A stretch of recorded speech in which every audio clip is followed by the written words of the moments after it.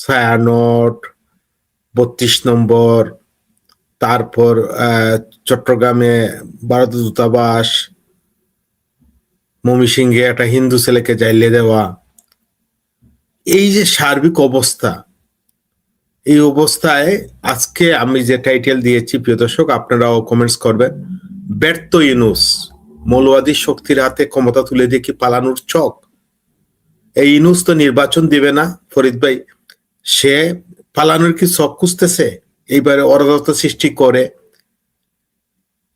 সে কি পালানোর জন্য এইগুলা করাচ্ছে? কি বলবেন? ধন্যবাদ আপনাকে, আবারও আপনার দর্শকদের অনেক অনেক শুভেচ্ছা। আসলে আপনি শুরুতে যেটা বললেন, আপনি ঘুমোতে পারতেছেন না। যে কোনো দেশপ্রেমিক মানুষ যারা দেশকে ভালোবাসে তাদের ঘুম হওয়ার কথা না, এটাই স্বাভাবিক।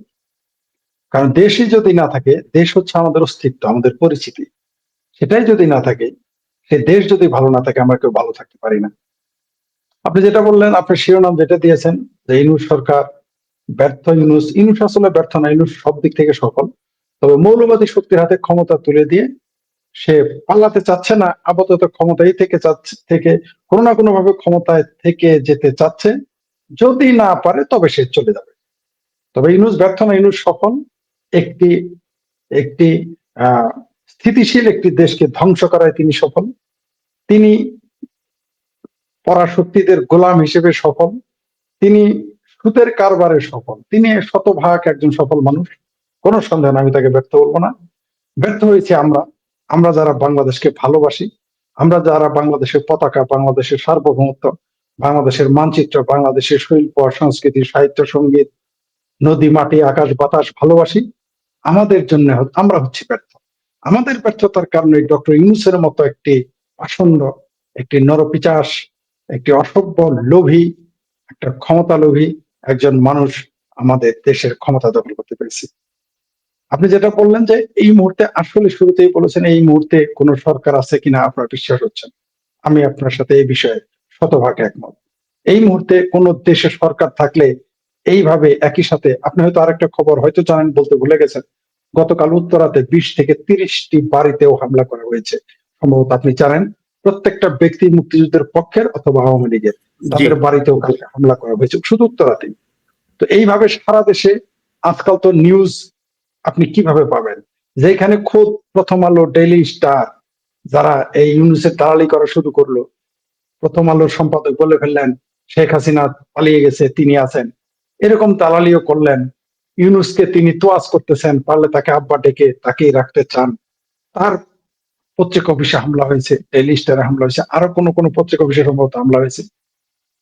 তো এই যে যে হামলা ডক্টর ইউনূসের আমলে, এগুলো দেখলে ৩৫ নাম্বার, এক গরু কয়বার জবা হবে আমরা জানি না, এক মুরগি কয়বার জবা করে আমরা জানি না, এক ছাগল কয়বার জবা হয় আমরা জানি না, এক হাতি কয়বার হত্যা করা হয় আমরা জানি না। আমরা কি দেখলাম, ৩২, যখনই বাংলাদেশে কিছু ঘটে, মানে ইউনূসের পেট খারাপ, ওই যে ইত্যাদির সেই হানিফ সংকেতের মতো, কোন ঘরে চাল নাই ভাঙ্গারি, ঘরে ডাল নাই ভাঙ্গারি, বউয়ের সাথে ঝগড়া ভাঙ্গারি, ভাইয়ে ভাইয়ে ঝগড়া ভাঙ্গারি।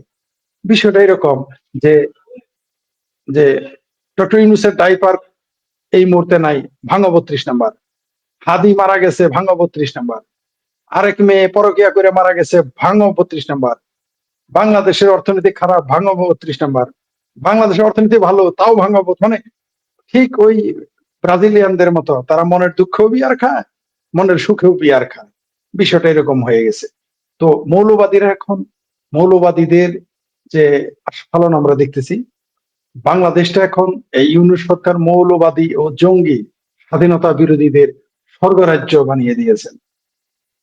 স্বাধীনতা বিরোধীদের ইতিহাসে ডক্টর ইউনূস হবেন জিন্নার চাইতে বড় আব্বা। আমি তো প্রথমে বলেছিলাম দ্বিতীয় জিন্না, তিনি জিন্নারও আব্বা হয়ে গেছেন। এই রকম শক্তি, সাহস, পৃষ্ঠপোষকতা খোদ জিন্নার মতো সাম্প্রদায়িক ব্যক্তিটিও দেননি। যদিও তিনি নিজে সাম্প্রদায়িক ব্যক্তি জীবনে ছিলেন না, কিন্তু তিনি সাম্প্রদায়িক রাজনীতি করতেন এবং সাম্প্রদায়িকদের দিয়েই একটি দেশ তিনি ভেঙে ফেলে আরেকটি দেশ বানিয়েছেন। ডক্টর ইউনূস সেই কাজটা আর সুচারুরূপে করতেছে। প্রতিনিয়ত সে বাংলাদেশের স্বাধীনতার স্মারক, মুক্তিযুদ্ধের চেতনা, মুক্তিযুদ্ধ সবগুলোকে ধ্বংস করার যে যত রকম আয়োজন তিনি করে রেখেছেন, হাদি মারা গেছে, হাদির জন্য আমরা দেখলাম কোথাকার কোন হাদি, তার জন্য রাষ্ট্রীয় শোক পালন করতে হবে। অদ্ভুত বিষয়। আরো আমি বিস্মিত হয়ে গেছি যে বিএনপি হাদিকে নিয়ে তার দলের ভারপ্রাপ্ত চেয়ারম্যান তাকে তাকে নিয়ে লাইভ করে। শুধু তাই না, বিএনপিরা তার পক্ষে মিছিল করে। তার চেয়ে অবাক কাণ্ড যে যে হাদি নিজে বলেছে কিসের স্বাধীনতা, কিসের মুক্তিযুদ্ধ, কোট আনকোট মুক্তিযুদ্ধের বিরুদ্ধেই তো জুলাই আন্দোলন তার ভাষা, সেই হাদিকে নিয়ে বাংলাদেশের কমিউনিস্ট পার্টি তাকে লিখেছে শহীদ। স্বাধীন বাংলাদেশে একটা মুক্তিযুদ্ধ বিরোধী সন্ত্রাসী জঙ্গি, জামাতের জামাতের হচ্ছে 20 মুখের এক মুখের বাচ্চা, তাকে নিয়ে বাংলাদেশ শোক দিবস পালন করে তার মৃত্যুতে। বাংলাদেশের কমিউনিস্ট পার্টি যারা বলে থাকে যে তারা হচ্ছে স্বাধীনতার অতন্ত্র প্রহরী, বিএনপি আওয়ামী লীগের বিচ্যুতি ঘটতে পারে, তাদের ঘটবে না। কিন্তু কমিউনিস্ট পার্টিকে দেখলাম এই হাদিকে, স্বাধীনতা বিরোধী হাদিকে শহীদ ঘোষণা করলো। যাই হোক, সেটা তাদের দলীয় ব্যাপার। তেমনি আমার অধিকার আছে সমালোচনা করার। আপনি দেখেন এই মুহূর্তে বাংলাদেশে যা ঘটতেছে, কোন সরকার আছে এটা চিন্তা করার কোনো কারণ নাই। বাংলাদেশকে বিশ্বের মানচিত্রে যেভাবে উপস্থাপন করলো ইউনূস, বাংলাদেশের ভবিষ্যৎ একেবারেই অন্ধকার, এক আমাবস্যার মতো নিকোষ কালো অন্ধকার। আপনি যে কথাটা শুরুতে বলেছেন, উল্লেখ করেছেন যে ময়মনসিংহে ভালুকায় একটি ছেলে, সম্ভবত তার নাম দীপু চন্দ্র দাস, তাকে প্রথমে পিটিয়ে মেরে ফেলে তারপর তার লাশটা প্রকাশ্য শত শত মানুষের সামনে একটা মহাসড়কের গাছের পাশে একটা গাছের ডালে তাকে জ্বালিয়ে দিল। মানুষ উল্লাস করতেছে। কি দেশ একটা, যেই দেশে কবরে আগুন দেওয়া হয়, যেই দেশে কবর থেকে লাশ তুলে জ্বালিয়ে দেওয়া হয়, এখন মানুষকে মেরে সেই লাশকে কেউ করতে বলতেছে না, জীবিতই তাকে পোড়া হয়েছে। যখন তাকে পোড়া জ্বালিয়ে দেওয়া হয় তখন সে জীবিত ছিল।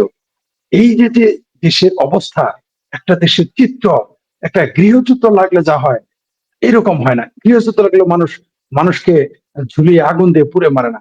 আমরা আফ্রিকাতে দেখেছি সেখানে গুলি করে মারে, সেখানে কুপিয়ে মারে, সেখানে বম্বিং করে মারে, কিন্তু লাশ পোড়ানোর মতো অসভ্যতা, পাষণ্ডতা তারা এখনো দেখায় নাই। এটা কোন দেশে আমরা বাস করতেছি? তাই আপনি যেটা শুরুতে বললেন, আপনার মতো আমিও নির্ঘুম। কালকে আমিও রাত 4টায় আমাকে ঘুমোতে যেতে হয়েছে। তো আমরা ঘুমোতে পারবো না, এরা আমাদের ঘুমোতে দেবে না বলেই তো তারা ক্ষমতায় এসেছে। এই পাকিস্তানপন্থী, এই হেফাজতে ইসলামপন্থী, যারা নাম দিয়েছে হেফাজতে ইসলাম, আসলে এরা হেফাজতে পাকিস্তান। সেই মুসলিম লীগ, নেজামে ইসলাম, জামাতে ইসলাম, আল বদর, আল শামস, রাজাকারদের প্রেতাত্মা এখন বাংলাদেশে প্রকাশ্য চলে আসছে। সুতরাং আমাদের জন্য এখন ঘুম হারামি হবে, এটাই স্বাভাবিক। জি। ফরিদ ভাই, আপনার এই যে আপনি বললেন কমিউনিস্ট পার্টি, ছায়ানটে হামলা হয়েছে গতকালকে, কিন্তু বলা হয়েছে পল্টন, যে পল্টন কিন্তু দুই পল্টন, নয়া পল্টন, পুরানা পল্টন। পুরানা পল্টন কমিউনিস্ট পার্টির অফিস, নয়া পল্টন বিএনপির অফিস। বিএনপির বেশি। হ্যাঁ, তো আপনার পল্টনও যে রেহাই পাবে, গত রাতে আমি বলেছি, আমাদের সাথে ডক্টর মঞ্জুদা টরিক ছিলেন, যে দেখেন আজগুড়ে হয়তো বামপন্থী দলগুলার, আমি নাম বলি নাই, হ্যাঁ, কারণ পিনাকি এবং ইলিয়াস তারা আমেরিকা এবং ফ্রান্স থেকে তারা প্রেসক্রিপশন দিচ্ছেন কে কি কি করতে হবে, কি করণীয়।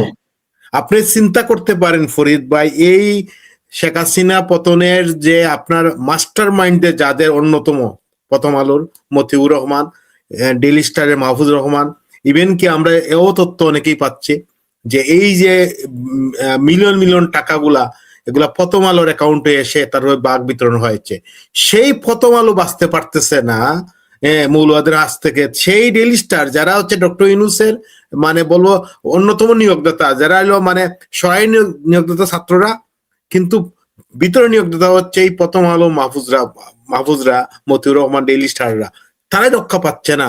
হ্যাঁ, আপনি কি মনে করেন ডক্টর ইউনূস কি মানে খেলা কি আরো খেলবেন? একটু আডমিট করতে হবে। ডক্টর ইউনূস তো আসলে, আমি তো বললাম, সে হচ্ছে বিদেশি প্রভুদের কামলা। আপনারা তো তাকে দালাল বলেন, কেউ গোলাম বলেন, আসলে তো কামলা। কারণ দালালদের একটা দায়িত্ব, দালাল একটা পেশা, দালালি করা, ব্রোকারি করা একটা পেশা, কিন্তু কামলা হলো একেবারে দাস।